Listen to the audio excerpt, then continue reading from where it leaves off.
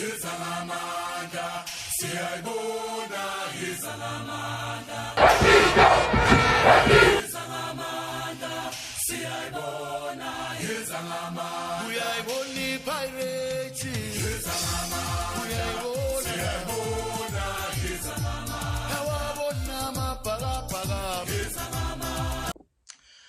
those that have not subscribed on the BigDaddy Football Corner, kindly subscribe. Ladies and gentlemen, welcome. This is the BigDaddy Football Corner, and this one is the Betwaypremiership match between Orlando Pirates and Golden Arrows, played at Moses Mabhida Stadium.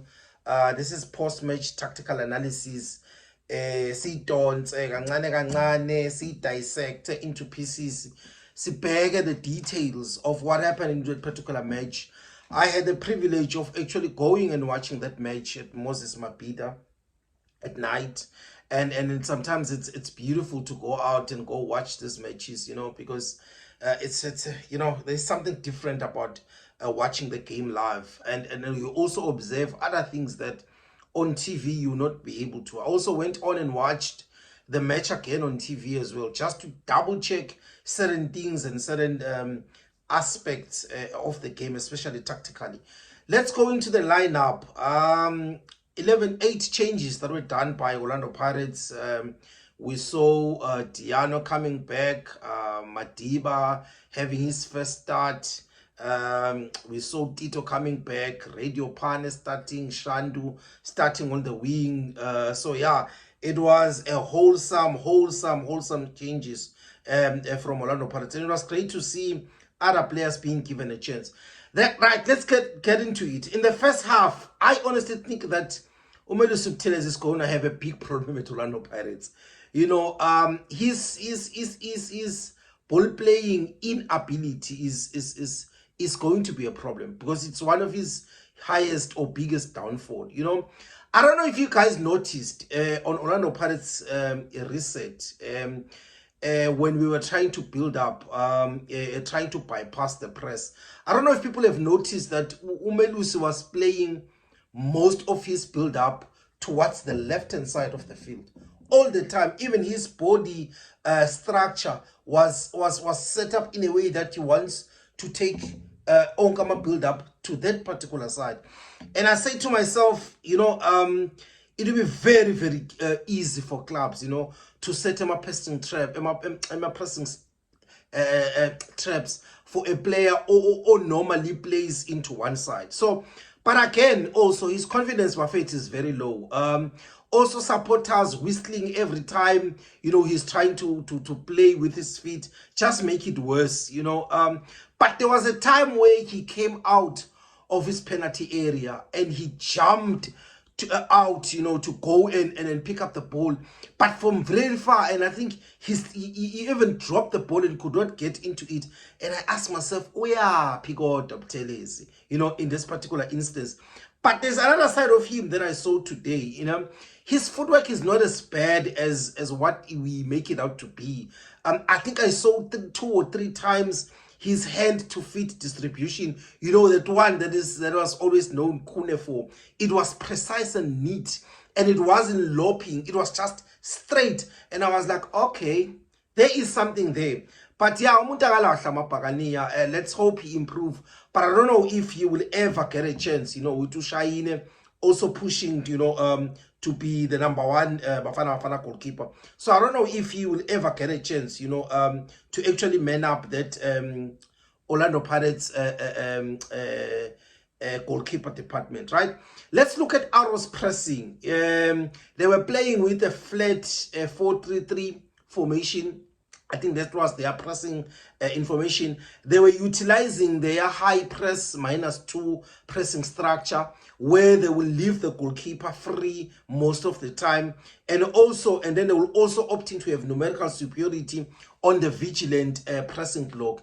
You know, and if you look at it, even the first line and the second line, you know, it was more zonal and not necessarily man-to-man pressing. So it was interesting to see, and I think this is a setup that frustrated a lot, you know, previous teams in this particular game. Also, I noticed that Orlando Pirates build-up, man, has been very erratic of late. Versus Kaizer Chiefs, Orlando Pirates struggled, especially in the first half. And now against Golden Arrows in the entire first half, they were very, very much confused in terms of how to get behind the press. And having Buthelezi as the goalkeeper did not making things better. But against Chiefs, it was Chaine and it was almost similar in the first half. And I still don't understand why in this particular match against Golden Arrows, why the Orlando Pirates centre back could not stretch the field up during build-up. Because you needed one centre back to go to the almost corner of the 18 area, as well as the other centre back towards the corner of the 12 area as well. And then what you then do is then your right back and your left back, they also stretch the field towards the line. That opens up the spaces, because if then they try to press you, you've got options to be able to pass out in such a scenario. And I do not understand why Orlando Pirates could not do that, right? Because when they are closer to each other, it becomes easy, for the press. And the Arrows press looked very good in such situation. What I also didn't understand was there was a time where the pivot would drop, whether they want to get that bounce pass, which is a negative pass, but they always have a man behind him. And there wasn't even one particular player that was then dropping into the area that they're leaving behind, so that it provides then an option for Buthelezi to play into him. He also provides an option for Orlando Pirates to actually become a free player and allow Orlando Pirates to progress play and become an outlet and a passing option. So for me, that was my observation of Orlando Pirates build up. Another corner kick, another free player on the opposition team of the opposition team in the Orlando Pirates box. Kaizer Chiefs are watching.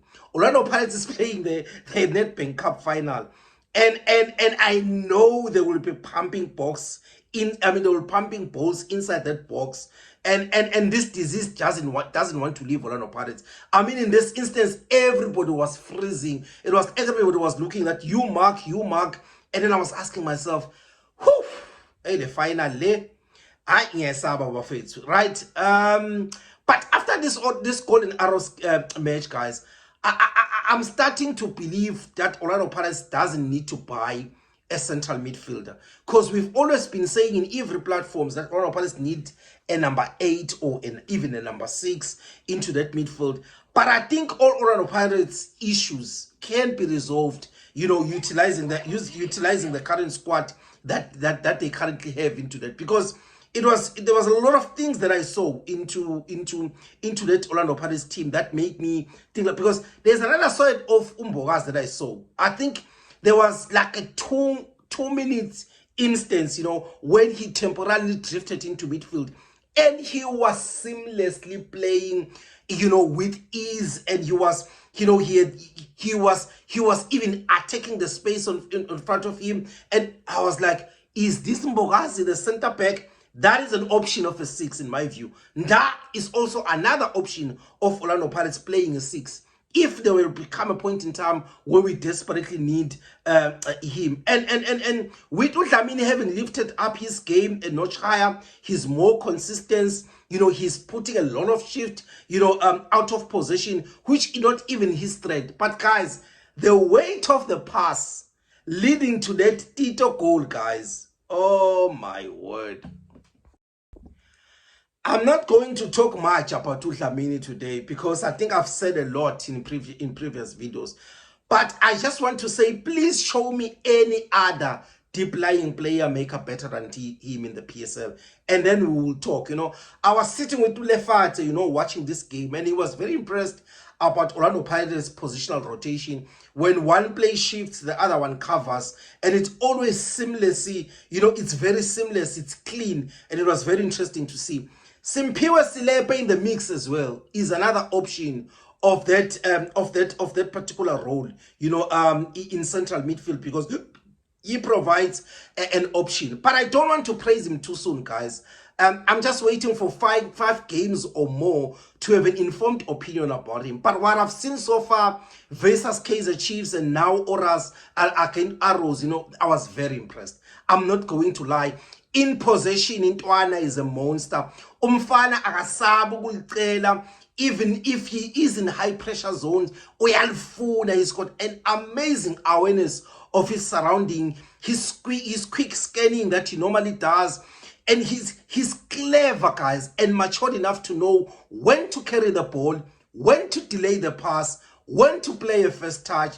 He's got a very, very good technical ability. He has a pass in him to unlock defenders. Look at the pass that he made to Shandu for that 1v1 situation, which obviously Shandu ended up missing. Even though it's too early, but the signs are very, very good. Second half, the Arrows goal. Hey guys, that Arrows goal makes me mad. Because I've spoken about this in the previous video, my post-match tactical analysis against Kaizer Chiefs. And I talked about Orlando Pirates' defense, that when we are out of possession, they try and remain a little bit narrow, trying to close the central corridor, so that the central zone, so that they don't penetrate us. They always, though, what that does, as much you control the central area, but it gives the winger enough time, enough space to receive the ball unmarked and make decision. It also gives the opposition, option to put overloads, because that goal that was scored by Arrows was because of the 2v1 overload that they made on the left hand side of Orlando Pirates. Lilepo, remember on the game against Kaizer Chiefs, especially in the second half, how he was able to receive on his own in that side. Yeah, no. I'm not happy about that.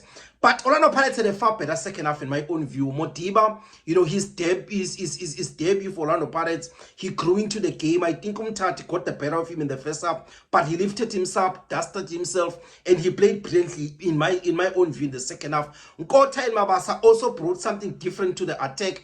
One thing about Mabasa, chance, one half chance, he finishes. And he finishes with class. And it shows what I am a striker and I can score goals. And it is a big headache for Jose, which is also a good headache going to the final to say who start. Also, Nkota provided the speed, the direct play, the 1v1 situation that he creates with the fullbacks all the time, and with the high line, defense will always be in 6s and 7s.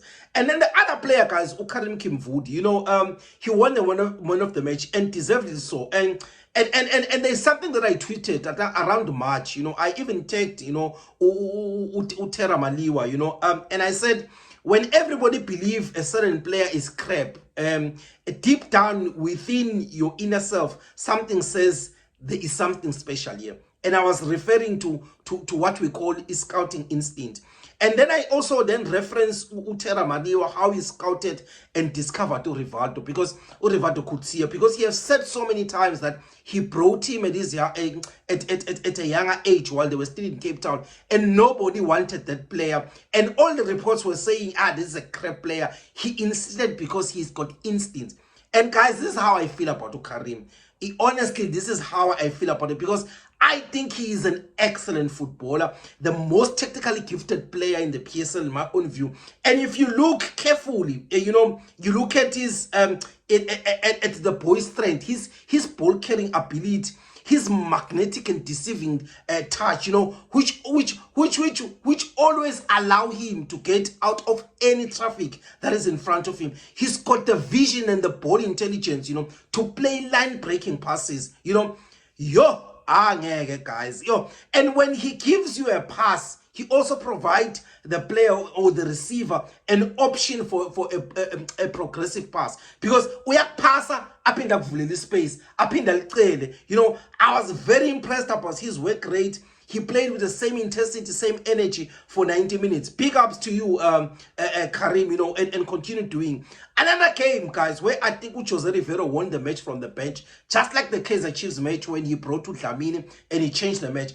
I'm in love in how Jose will always come out in the second half, with different solution, especially when Orlando Pirates didn't play well, because I don't think Orlando Pirates played well in the first half. He has done it a couple of times, because I think bringing Usele resolved Orlando Pirates build up issues, because we could not bypass that particular press. But now, because you have a double pivot of Dlamini and Silepe, and both of them, they are very comfortable off the ball as well. They are also comfortable playing in high pressure, in high density, zones as well. They can also receive in between the lines, make an half turn, and Orlando Pirates, boom, they're out of the press. And it was very, very beautiful to see. After the match, there's something that Ulefat observed, and then he was showing me the bromance between Tito and Jose. Interviews, guys, are done. Everything is done. And these two are busy talking about the tactics, what you could have done. This is what I meant when I said this is where the spaces were. It was very, very interesting to see, that promise that was there while they were discussing those tactics, and the players that are close to Orlando Pirates, they always tell us that Tito is an extension of the coach because of his ability to interpret the game tactically. I think we've seen that in some of the videos at Orlando Pirates, in terms of how he's able to spot and show everybody the process. But if there's anything that I've missed, let me know. Aye, Bafethu, aye.